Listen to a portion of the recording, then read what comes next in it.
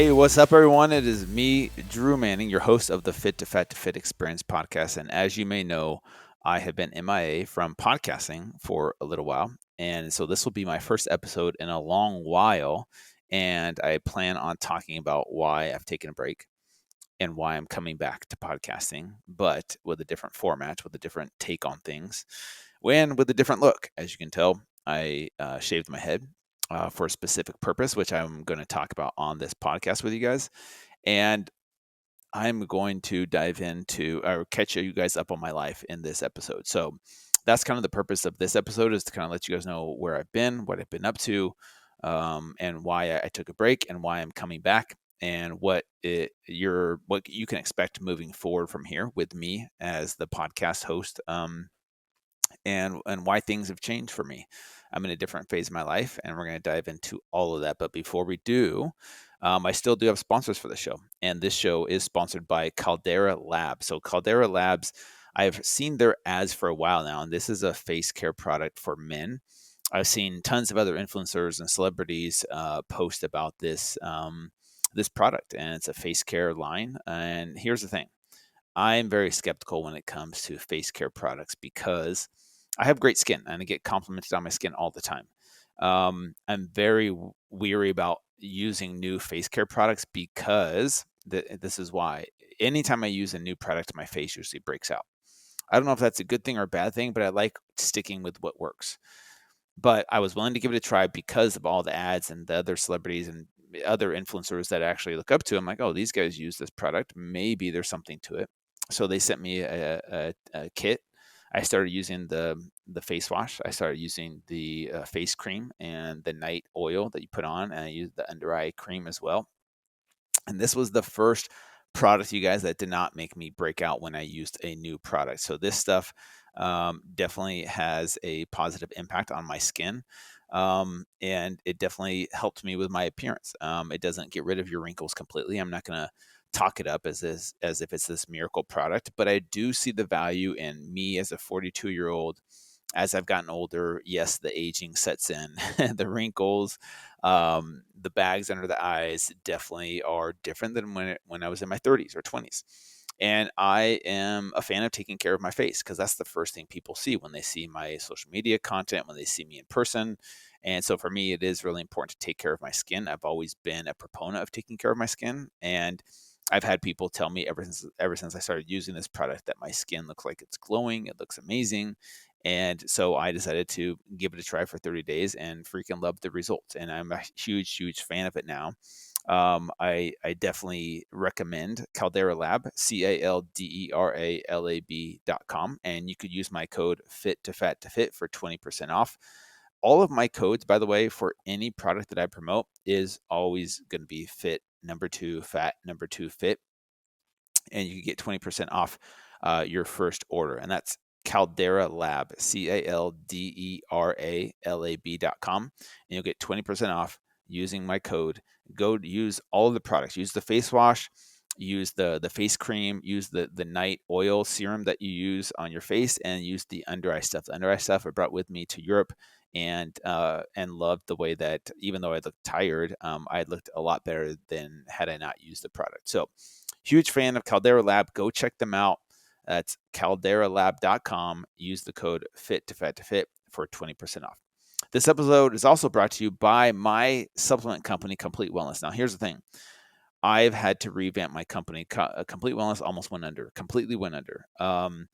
And the only thing that saved it was I had to jump ship to a different manufacturing company that allowed me to use their formulas, which I'm a huge fan of their formulas because I know the owners personally.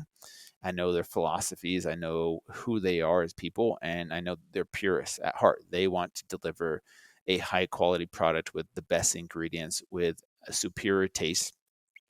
And that's why I was able to make that transition pretty quickly. We went from my own custom formulations from back in the day to new products with new formulas.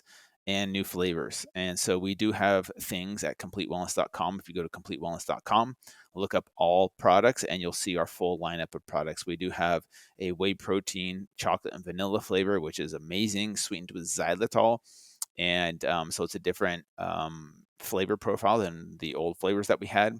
We don't have BHBs anymore. We don't have MCT oil powder anymore. So our products are more limited, but we also have a lot of new products that we didn't have available before that I'm super excited to announce. So if you go to completewellness.com, check out our full lineup of new products, and you'll be very happy to see that the affordability is still there.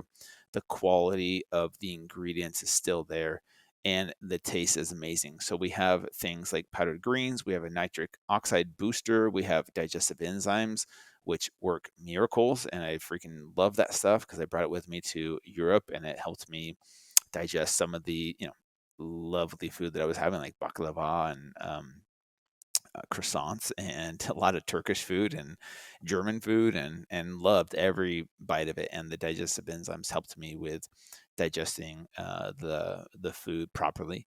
So completewellness.com, we have a full lineup of new products, and I think you'll be very, very happy with how good they taste, how well they work, and how affordable they are. And that's kind of like the three pillars that Complete Wellness is built on: is affordability, quality, and superior taste. Go check it out, completewellness.com. Okay, let's dive into this, you guys. Thank you for being here for this episode. Once again, I have been MIA, and the reason that I took a break from social media, I'm just going to jump right in, by the way. The reason I took a break from not social media, but from podcasting, is because I felt like I was a slave to it. I felt like it became a chore. I felt like putting out one episode per week just to put out an episode was causing the quality of my interviews to go down. And I didn't feel as passionate about bringing people on just to fill in like a slot for that week. And that's ultimately what I had to do. That's 52 episodes per year. And I didn't love all of the people that I brought on. I just brought them on to, go through the motions. And I'll be totally honest with you, I got burnt out. I've had my podcast for 8+ years now, been interviewing people for years, and I felt like it was just becoming a chore. And with my business, so to be very transparent with you guys, my business over the past year or so, year and a half, has been going through a transition where I've had to let go of all my employees. And that was very sad for me. That was very devastating because I've had a team in place for years. And to go from having a team to no team was one of the hardest, most humbling things I've ever done.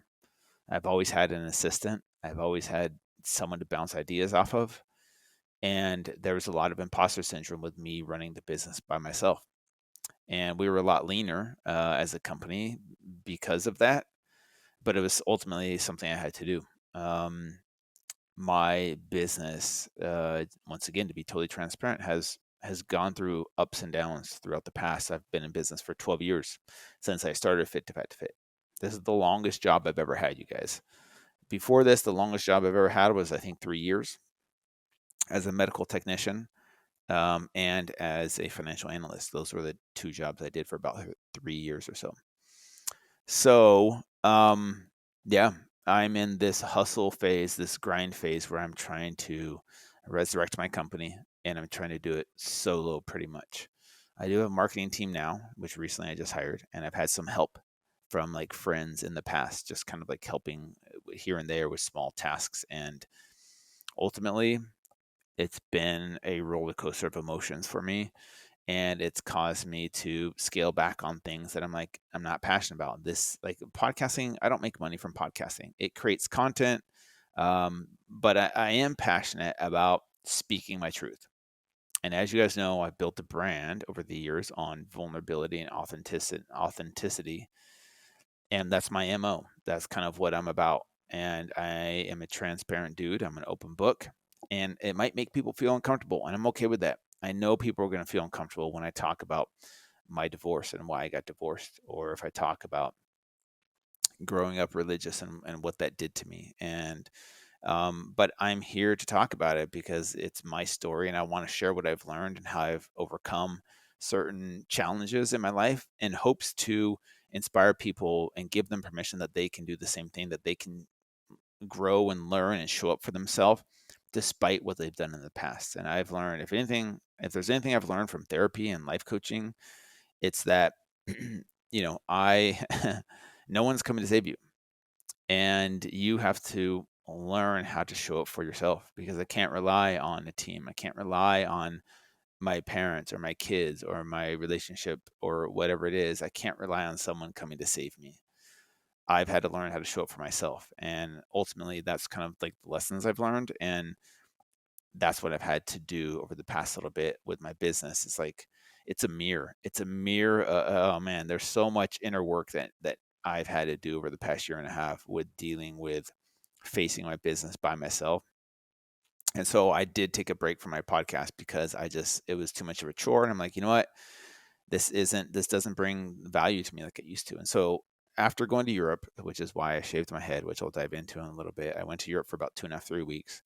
I realized that there's a part of me that wants to be, I want to get my truth out there. I want to feel understood, and I want to help people through the same struggles that I go through, because every time I share one of my struggles, everyone's like, me too. Oh my gosh, thank you for sharing this. Like, that means so much to me. Like, thank you for talking about this. It's exactly what I needed to hear. And I'm like, man, there's so many people going through similar challenges and struggles. And I feel like people in the past have helped me through my struggles when I hear them going through a similar struggle and how they've overcome it and how they worked their way through it. And that has really inspired me. And so I want to pay it forward and do the same thing. And so maybe some of you out there are going through a similar situation. And so I'm just going to speak my truth and let you guys know what, like, all the shit that I'm going through. I'm going to cuss on here if I want to. I'm going to say the things that I want to say because I want to be real and honest with like what I'm actually going through, instead of like sugarcoat it and put a mask on and pretend like, hey, everything's fine. I'm super happy and nothing, and everything's perfect and nothing's wrong in my life. And I don't have struggles because I figured it out and I'm 100% healed. And this is what you need to do, blah, blah, blah. Like, that's not what I'm about. So I'm going to give it to you guys real.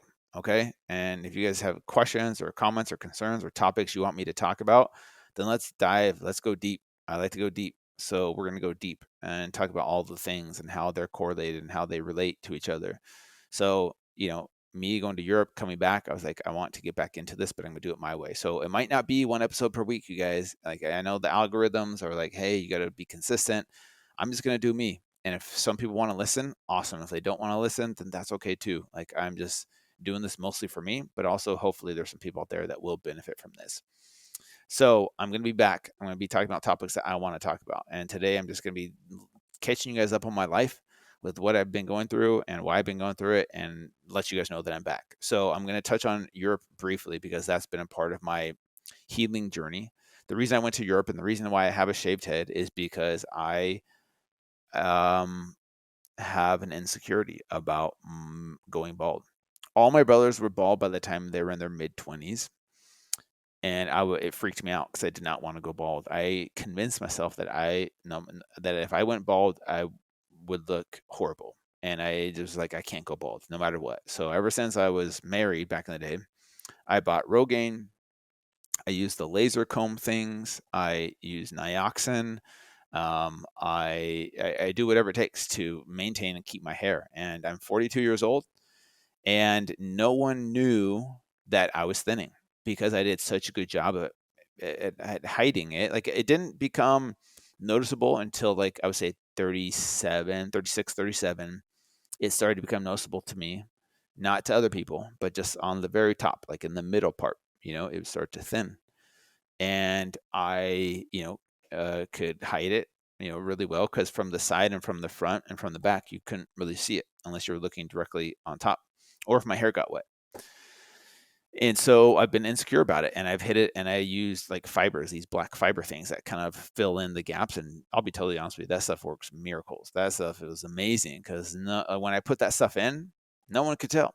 No one could tell that I was balding at all. And so people were shocked and surprised when I told them about my hair transplant in Turkey. I did my research. I had a close relative of mine go to Turkey, have amazing results, and that's someone in my family, so I know them personally. And I was like, wow, where did you go do that? And let me learn more about it. And so I started to research it and started to see more and more people go to Turkey because it's less than a tenth of the cost than it is here in the US. In the US, a surgery like this would be about $20,000. For me, it was less than $2,000 for the whole procedure, plus my hotel was covered in that $2,000. And so I'm like, man, you can't beat that price. And I know someone personally who's went there, and I've seen other people online that have had amazing results. And so I'm like, this is my last resort. And I finally pulled the trigger on it, decided to do it this summer when my ex-wife had my daughters for 2 weeks. I was able to go to Turkey, did the surgery. It was freaking painful. But they numb you during the surgery, so it wasn't painful during, but afterwards, it's kind of a painful recovery. But I am excited about the results. So I'm only about let's see, 20 days in so far, 20 days in to the recovery process, and it's going to take a full 9 to 12 months. So right now, my hair is short. I trimmed it. It's going to look this way for a while. And I was open about it on social media. I talked about, hey, you guys, I'm doing this hair transplant surgery. Trust me, there was a part of me that wanted to hide this from the public. I don't always like being vulnerable and being transparent because it is uncomfortable. It's very uncomfortable. And there are certain things that I'm not like 100% transparent on. There's certain things that I still keep private to myself. Like when I'm going through hard times, there's certain things that I don't share in the moment of turmoil, in the moment of chaos. But I'm okay with sharing about this because how am I going to hide it? Like I'm going to shave my head for the surgery. I can't go dark. I have to be on social media. And I didn't want to have to come up with a story about why my head was shaved and why, where's my hair and blah, blah, blah. Then I have to like wear this mask and pretend. And it's too much. I can't commit my energy, too much of my energy to that, of hiding it. And so I was like, I'm just going to let you guys know what I'm doing. And hopefully you guys respect that and understand that I'm just going to be transparent with you guys about everything. Okay. Maybe too transparent. And like I said, it might make people feel uncomfortable, but I'm okay with that because I think we need to change as a society and be okay with transparency and authenticity. It's a breath of fresh air in my opinion when I see other people do it. So hopefully you guys feel the same way about me talking about this. But yeah, I did the hair transplant surgery thing. I'm still recovering. I went to Belgium. I went to Amsterdam. Went to Germany afterwards. Toured around with my brother. Saw some amazing sights. Had some amazing food.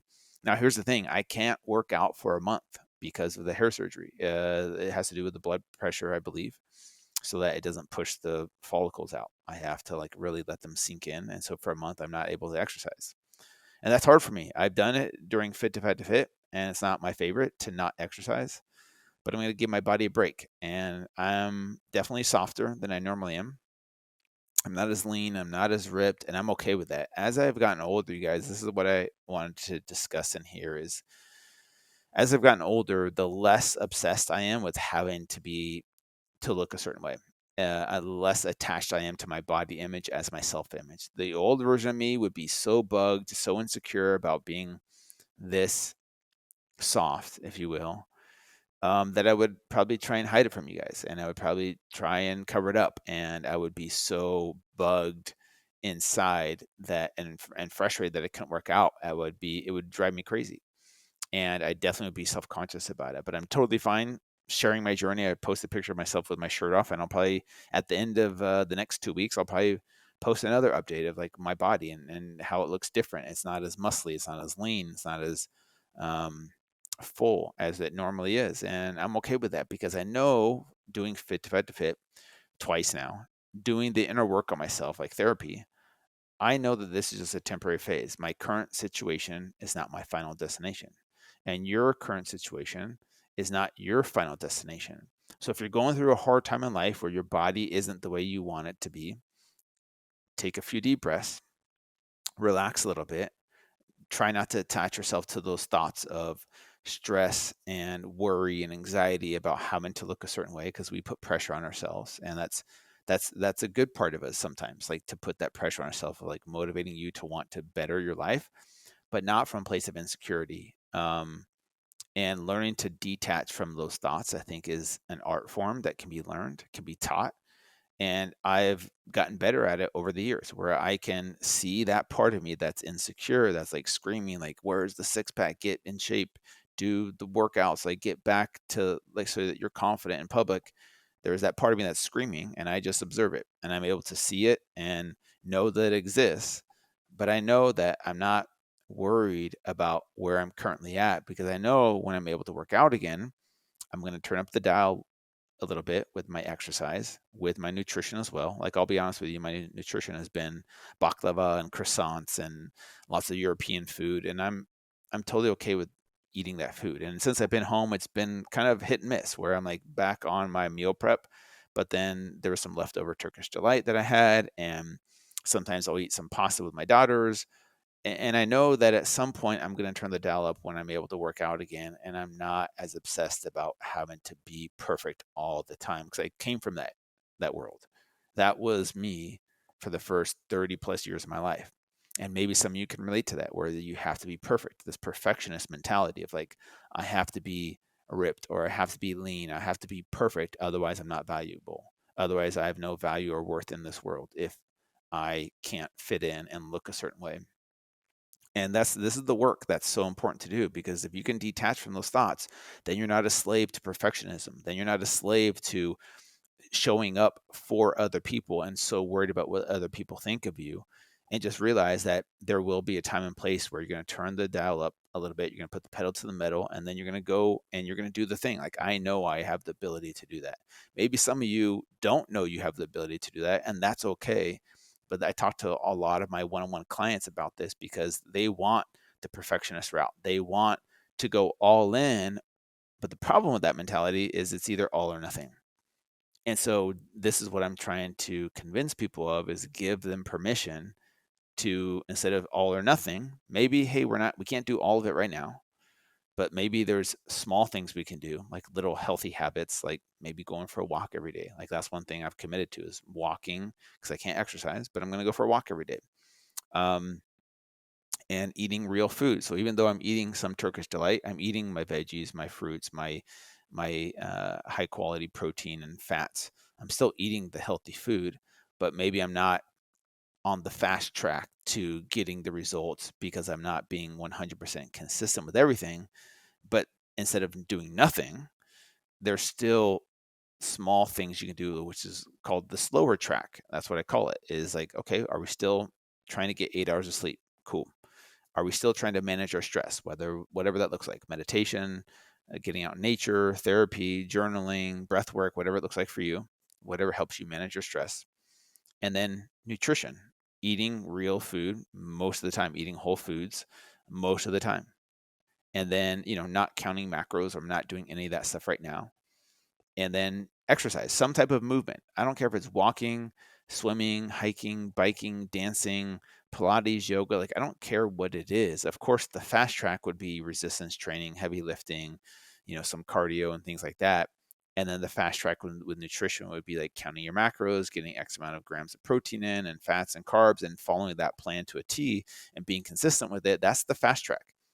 And there's going to be a time and place for you to do that 100% consistently. But instead of doing nothing, like, I'm either going to do all of it or none of it, give yourself permission to just let it not be perfect for now, and realize that your current situation is not your final destination. And that's one thing that's helped me relax into this phase where I'm like, I can't work out. Yes, I could be super strict with my diet and not eat anything that is going to cause me to gain some fat, or I can just accept this phase and enjoy it for what it is. And, like in Europe, I ate all the things.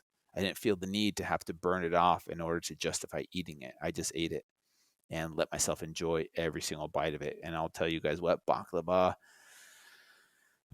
is my new favorite dessert. I could eat it every single day for the rest of my life. That's how much I love it. But anyways, I'm back home now, and I'm eating less of that food, more of the real food.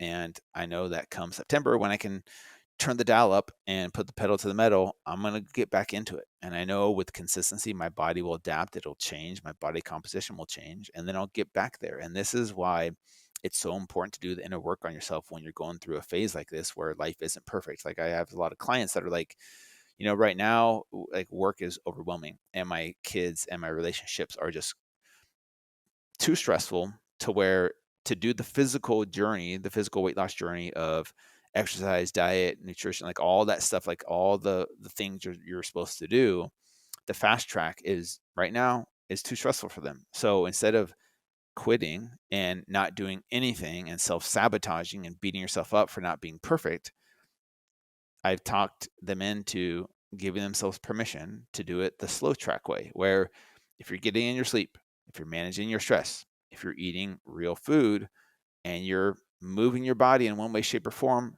sure, you might not get the six pack that you want in the amount of time that you want, but you're building these healthy habits on this slower track, and the progress is going to be minimal. It's going to be slower than if you hit your protein goal every day and you got your workout in every day and you hit your step goal and your water goal and like all those goals. The progress is going to be slower, but be okay with that for this phase of your life while you're in survival mode, while you're just trying to get through the stresses of life. I think this is an important part of the transformation journey. It's not all or nothing. It doesn't have to be that. And I've talked about this before, the dimmer switch mentality. Instead of on off switch, you take that out, put in a dimmer switch, and then just lower the dimmer slightly while you're in the survival mode and be like, all right, I'm not exercising. I'm not eating healthy food. I'm going to eat the healthy food as much as I can, and I'm going to move my body when I can. And it's not going to be perfect, and that's okay. And this is the approach that I think is so important for people to have, because people just turn it off, gain the weight, say, screw it, I'll start in January, I'll start Monday, that kind of mentality. And this is why it's so important to give yourself permission to let it be what it is and realize that your current situation is not your final destination. So that's all that I wanted to throw in there about where I'm at with my journey. Moving forward, you guys, I'm going to document my journey come September of my journey back to fit, if you will. Like, this is a mini version of Fit to Fat to Fit. Instead of 6 months, it's 1 month, and I'm not like trying to gain weight, but I'm also not like obsessed about being perfect with my nutrition and having to look a certain way, because I know that I have more to offer you guys than just my body composition. And it's great to look under 10% body fat. I know that. I've been there. But for me, I don't want to be defined by my body image, by my body composition, because I know that there's more I have to offer people, and you have more to offer people than your body composition. So give yourself permission to detach from your body image as your self image and realize that you're destined for more in this life than just looking a certain way. And that doesn't mean that you don't show up for yourself. That doesn't mean you don't take care of your health. Because if you just hit those 4 pillars of health: sleep, stress management, nutrition, exercise, and you just hit those every day, like on the slower track that I'm talking about, then your health is going to improve. And like I said, you might not get like the body of your dreams with that approach, but it's better for this phase of your life than trying to do the fast track, but you just keep failing because it's too much for you at this point in time. And this is coming from an empathetic type of trainer like me, who's like, I have developed a lot of empathy over the years. I used to be very judgmental, very black and white mentality, and I've been humbled enough to know that people's physical transformation journey is way more mental and emotional. And if I could give them tools to help them through these types of survival phases of their life, and realize that they don't have to give up completely, they just turn the dial down a little bit. And then when they're ready, when life gets a little bit easier, right? Because it's never going to be perfect, turn the dial up all the way and really hit it consistently and do the fast track route and get the results that you want to get. But anyways, hopefully this is making sense. I appreciate you guys tuning back into the Fit to Fat to Fit Experience podcast. There will be more episodes coming up soon. Thank you guys for being part of this journey with me and trusting me and letting me speak my truth and letting me be vulnerable and authentic with you guys. And hopefully this gives some of you permission to be vulnerable and authentic as well, because there's power in that. It's the man in the arena that counts, right? Not the critics that count. And that's kind of the journey of when you step into the arena, it comes at a cost of being ridiculed and being, belittled and yelled at and sworn at and put down, and all your scars and weaknesses are there on display. You're pretty much naked in the arena, for people to see all of you. But also, it is freeing, and it feels good to be free. Finally, take the mask off, take a deep breath, and just be you, and realize that the world is still going to go on. The world is going to continue. The world's not going to end. If you tell people your truth and you realize that no one cared in the first place, no one is like obsessing over you the way you think people are going to obsess over you. maybe for one day, people are going to be like, oh my gosh, did you hear about Drew and what he said? And then they go back to changing diapers and paying bills and doing the things that they need to do to survive and live in this world. They're not obsessing about it the way you think they're going to. You're not that important. And I tell myself that all the time. I'm not that important either. And, you know, people have their lives to live. So, anyways, hopefully this is helpful. Let me know what you guys think of this new format. Let me know what topics you guys want me to discuss. And please go show our sponsors some love, because I would love to make this podcast more sustainable. And in order to do that, there is a monetary aspect to podcasting, because it takes time out of my day. If I have sponsors that are willing to pay, people that are willing to listen to this, then it's a win-win for everyone, right? There's cool products that I would love to promote, like Caldera Lab. I really do love taking care of my face as a 42-year-old man. And I know that there's some people out there that might want to try, this product. So give it a try, see what you think. Use the discount code if it works, if it fits your budget and it fits your lifestyle and it's something that's important to you. Then go to calderalab.com, use the code Fit2Fat2Fit. If you're into supplements, you want to try some of my complete wellness supplements, go give them a try. There are new formulas, there's new flavors, and I think you'll really like them. But either way, I'm not here to try and sell you like, go buy this or else. There's lots of different products to choose from. I get that. But if these resonate with you, then yes, go show them some love and let me know what you think about them. If you think some of these products suck, then I'm open to hearing that. This is a very transparent, safe place for you guys to interact with me as well. So thank you guys for trusting me. I'll be back soon with more content, more episodes, and sending you guys nothing but love, respect, and aloha to you and your family. Talk soon.